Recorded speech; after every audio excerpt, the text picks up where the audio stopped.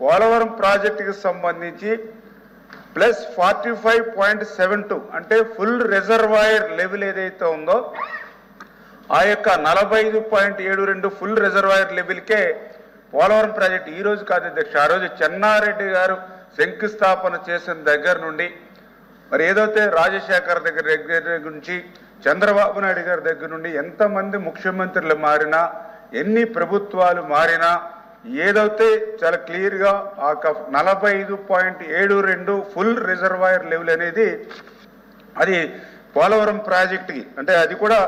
మనం కూడా చెప్పడం కాదు, చాలా క్లియర్గా గోదావరి వాటర్ డిస్ప్యూట్స్ ట్రిబ్యునల్ ఏదైతే ఉందో వాళ్ళు కూడా 150 FRLకి వాళ్ళు కూడా ఆమోదించడం జరిగింది అధ్యక్ష. దాని ప్రకారమే ఆ రోజు ఉన్నటువంటి తెలుగుదేశం ప్రభుత్వం కూడా ఆ 45.72 ఫుల్ రిజర్వాయర్ లెవెల్కే ఆ రోజు ఎస్టిమేషన్స్ కూడా 2019లో 55,656 కోట్లకి ఆ రోజు టెక్నికల్ అడ్వైజరీ కమిటీ శాంక్షన్స్ కూడా ఆ రోజు ప్రభుత్వం తీసుకోవడం జరిగింది అధ్యక్ష. అయితే దురదృష్టవశాత్తు ప్రభుత్వం మారిన తర్వాత ఆ రోజు ఇచ్చినటువంటి జగన్మోహన్ రెడ్డి గారు మరి ఏదైతే 10/1/2022 తేదీన ఏదైతే 41.15 వరకు కూడా మరి యొక్క రిజర్వాయర్ని వాటర్ని నింపడం ద్వారా 30,436 కోట్ల రూపాయలు వస్తే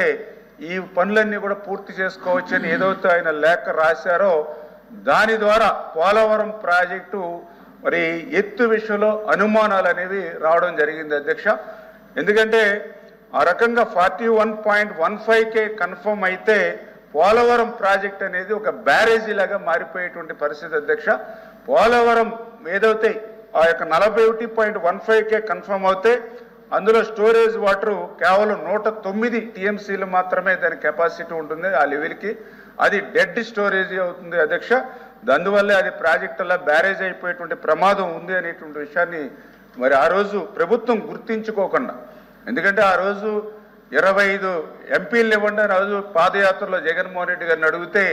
ఆయనకి ఉభయ సభల్లోనూ కలిపి దగ్గర 32-33 మంది ఎంపీలని అటు లోక్సభ కానీ రాజ్యసభ కానీ ఎంపీలను ఇస్తే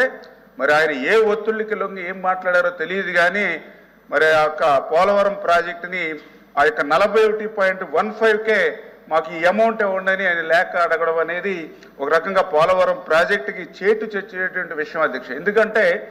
వాస్తవంగా పోలవరం ప్రాజెక్టు ఆ యొక్క 45 మరి ఏదైతే ఆ యొక్క 7-2 ఏదైతే ఉందో